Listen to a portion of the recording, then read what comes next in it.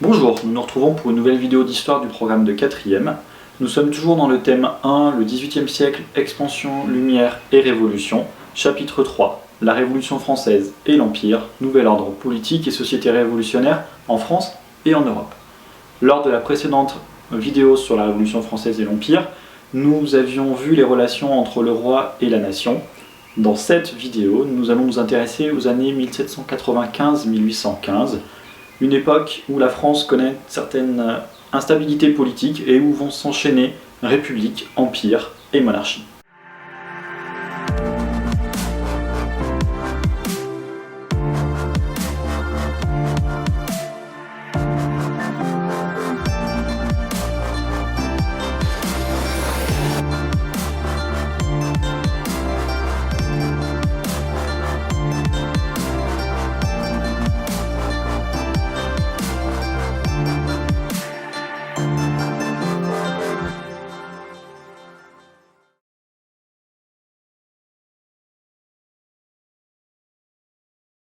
Première partie, le Directoire. Après la Terreur, la Convention thermidorienne, en référence à la chute de Robespierre le 10 Thermidor an 2, soit le 28 juillet 1794, travaille sur une nouvelle constitution. Le 26 octobre 1795, cette convention met en place un nouveau régime politique, le Directoire. Le gouvernement est composé de 5 directeurs qui se répartissent les tâches, et ces 5 directeurs sont choisis par les deux chambres, les deux assemblées, donc le Conseil des Anciens et le Conseil des 500. Le Directoire revient sur certains points, notamment le suffrage universel. En effet, les conseils sont élus au suffrage censitaire, c'est-à-dire que pour pouvoir voter, il faut payer un impôt, le cens. Donc on va se retrouver avec seulement 30 000 électeurs. Malgré une hausse des royalistes parmi les élus, les 5 directeurs choisis sont tous régicides, c'est-à-dire qu'ils ont tous voté pour la mort du roi. Un retour à la monarchie semble alors difficile. Durant l'hiver 1795-1796, la France connaît une crise économique, alimentaire et financière assez importante. Les inégalités s'accentuent donc, le peuple devient de plus en plus pauvre. Parallèlement, les riches, eux, s'enrichissent de plus en plus. En effet, certains profitent de la guerre pour s'enrichir. En effet, ils vont investir dans la fabrication d'uniformes, d'armes ou même de munitions. Leur activité est très lucrative puisque la France poursuit les combats pour élargir les frontières françaises et pour diffuser les idées de la Révolution. Donc investir dans la guerre est un bon investissement à cette époque. La France connaît dès le début du Directoire de nombreuses victoires. La plupart des directeurs souhaitent donc la poursuite des combats. Un général va se faire remarquer assez rapidement par ses victoires et il va devenir très populaire, c'est Napoléon Bonaparte. Ce Napoléon Bonaparte va se rapprocher d'un directeur en particulier, Emmanuel Joseph Sieyès. Et ils vont évoquer, tous les deux, un projet de coup d'État. Deuxième partie, le consulat. Le 18 Brumaire en 8, soit le 9 novembre 1799, les directeurs Sieyès, Ducos et Barras démissionnent. Et les deux autres directeurs, Moulin et Goyer, qui eux refusent de démissionner, sont plus ou moins arrêtés par les gardes, par les soldats. Les conseils des Anciens et des 500 souhaitent donc élire de nouveaux directeurs pour les remplacer, et ne sont pas d'accord avec le projet de Napoléon Bonaparte et de Sieyès. Napoléon Bonaparte, qui se rend auprès du Conseil des 500, est même accusé d'être hors la loi.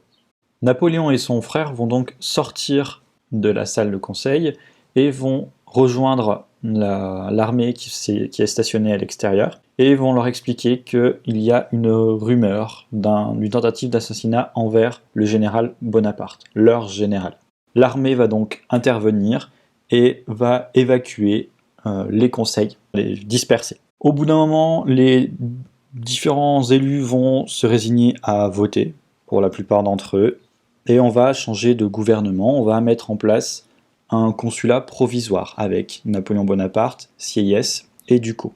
Les conseils sont suspendus et on est en train d'élaborer un projet de nouvelle constitution avec un poste de grand électeur qui reviendrait à Sieyès, donc il serait à la tête de l'État, sauf que ce projet est celui de Sieyès, pas celui de Napoléon Bonaparte.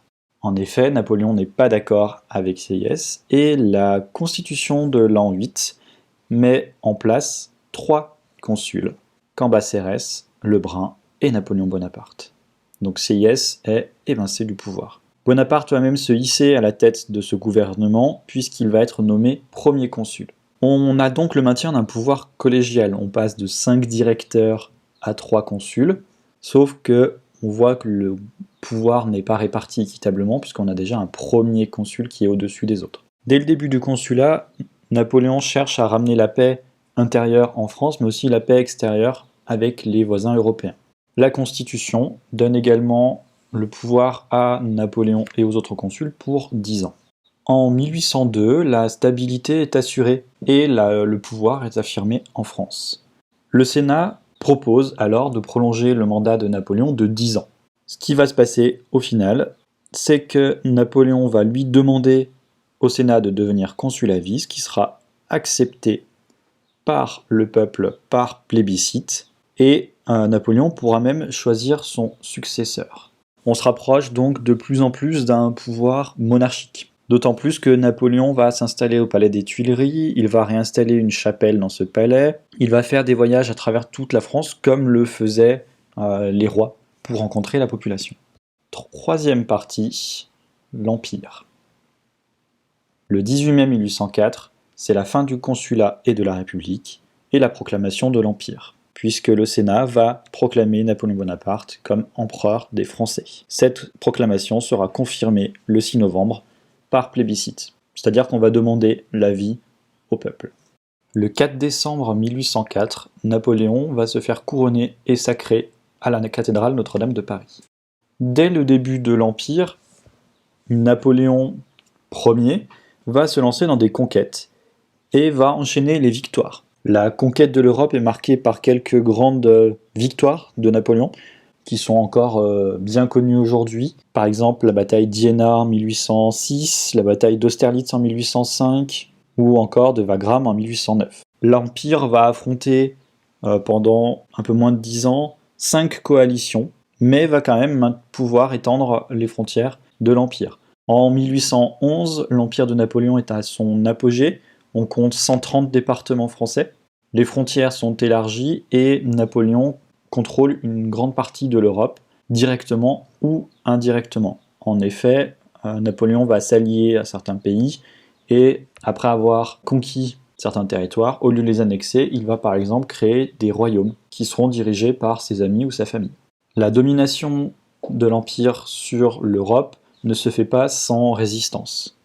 En 1808, Napoléon s'attaque à l'Espagne et assez rapidement celle-ci est défaite et la famille royale se retrouve impuissante face à la domination française. Le peuple est agité, craint que la famille royale doive quitter l'Espagne et le peuple de Madrid se soulève le 2 mai 1808. Le peuple va donc combattre les soldats français présents à Madrid. Le 3 mai, Murat, commandant des troupes françaises en Espagne, réprime violemment le soulèvement du 2 mai et fait exécuter toutes les personnes suspectées d'avoir participé à ce soulèvement. En 1811-1812, la fragilité s'installe en Espagne et des tensions émergent avec la Russie. Durant l'été 1812, la France se lance dans une campagne de Russie. 600 000 soldats d'une vingtaine de nationalités partent direction la Russie, direction l'est de l'Europe. Assez rapidement, ces soldats vont rencontrer des difficultés militaires, mais également des difficultés d'organisation pour affronter les conditions, notamment climatiques, en Russie. Et Napoléon est contraint de reculer et une grande partie de l'armée se disperse. Napoléon revient avec seulement 30 000 hommes. En 1811, une nouvelle coalition se met en place, la 6e coalition. Et Napoléon est contraint de reculer encore davantage. Il se retrouve aux environs de l'actuelle Allemagne et il subit d'importantes défaites. Cette débâcle continue. Dès le début de l'année 1814, Napoléon se retrouve en France, les frontières sont menacées et la France est rapidement envahie. Le 6 avril, la France est occupée par la Prusse, l'Autriche et la Russie. Napoléon est contraint d'abdiquer. C'est la restauration de la monarchie avec à la tête du royaume Louis XVIII, le frère de Louis XVI. Napoléon est alors exilé sur l'île d'Elbe, en Italie. Sauf que le 1er mars 1815, Napoléon débarque à Vallauris, dans le sud de la France, et Napoléon est accompagné de quelques soldats, et il va remonter en direction de Paris, donc vers le nord. Vers Grenoble, Napoléon est confronté à une armée royale qui vient pour l'arrêter. Napoléon s'adresse aux soldats. « Soldats du 5e, reconnaissez votre empereur. S'il en est qui veut me tuer, me voilà. » Les soldats présents pour arrêter l'empereur se joignent à lui. Petit à petit, Napoléon va remonter vers le nord. Plusieurs scènes comme celle-ci vont se reproduire. Le 19 mars, Napoléon s'approche de Paris. L'armée royale abandonne le roi, qui prend la fuite et qui quitte la France. Le 20 mars, Napoléon reprend le pouvoir. C'est le retour de l'Empire. On parle de l'épisode des 100 jours, puisque pendant 100 jours, le roi Louis XVIII est en exil. Ce terme de 100 jours ne fait pas référence au retour de Napoléon, mais à l'exil du roi Louis XVIII. Les puissances européennes sont à ce moment-là en train de se réunir à Vienne, pour ce qui est donc le congrès de Vienne, dont nous parlerons tout à l'heure. Les puissances européennes décident donc de lever une armée pour chasser l'empereur. On retiendra le 18 juin 1815, la bataille de Waterloo. Napoléon est définitivement vaincu. Il abdique le 22 juin. C'est un retour à la Restauration. Et Napoléon est cette fois-ci exilé sur l'île de Sainte-Hélène, donc qui appartient à l'Angleterre, mais qui est du coup dans l'océan Atlantique, proche de l'Afrique. Et Napoléon mourra sur cette île en 1821. Quatrième partie, le Congrès de Vienne. Suite à la chute de l'Empire, les grandes puissances européennes se réunissent à Vienne, en Autriche, du 18 septembre 1814 au 9 juin 1815. Les objectifs de cette réunion sont de négocier, de rédiger et de signer les conditions de la paix avec l'empereur.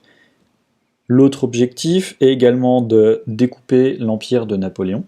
L'Angleterre et l'Autriche vont imposer leur vision lors des débats. Eux, ce qu'ils souhaitent, c'est établir l'équilibre en Europe, et notamment permettre le retour des rois légitimes qui ont été chassés du pouvoir par Napoléon. Donc c'est ce qu'on voit par exemple à l'écran. Vous avez en bas à gauche le roi d'Espagne qui repart avec son royaume. Le problème de ce congrès de Vienne, c'est qu'on ne prend absolument pas en compte les peuples, les nations. Les dirigeants vont donc se découper l'empire un peu comme ils le souhaitent, et on va avoir des nations, des peuples, donc qui partagent la même culture, qui vont se retrouver divisés. Et on va aussi avoir, dans un même royaume, plusieurs peuples importants qui vont devoir cohabiter et parfois ça peut poser des problèmes. Le congrès de Vienne est en partie à l'origine d'un événement qui aura lieu dès 1848 en France, qu'on appelle le Printemps des peuples, et qui sera le sujet d'une prochaine vidéo. Cette vidéo est désormais terminée. N'oubliez pas le petit pouce bleu si vous avez aimé le contenu, un petit commentaire pour me dire ce qui allait, ce qui n'allait pas, et d'autres sujets que vous aimeriez voir en vidéo. Et n'oubliez pas aussi de vous abonner à la chaîne pour être au courant des nouvelles vidéos. A bientôt!